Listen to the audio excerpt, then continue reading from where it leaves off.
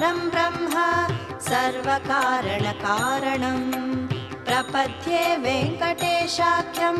वक्षे कवचमुत्तमम् सहस्रशीर्षा पुरुषो वेङ्कटेशः शिरोवतु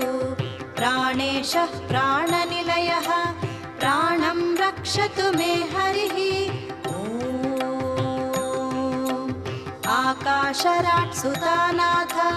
आत्मानं मे सदावतु देवदेवोत्तमः पायात् देहं मे वेङ्कटेश्वरः सर्वत्र सर्वकालेषु मङ्गाम्बाजानिरीश्वरः पालयेन्नामकं कर्म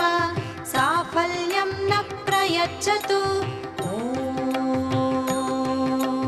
ययेतत् वज्रकवचम् अभेद्यं वेङ्कटेशितुः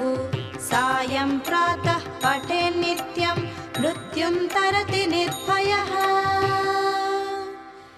इति मार्कण्डेयकृतं श्रीवेङ्कटेश्वर वज्रकवचस्तोत्रं सम्पूर्णम्।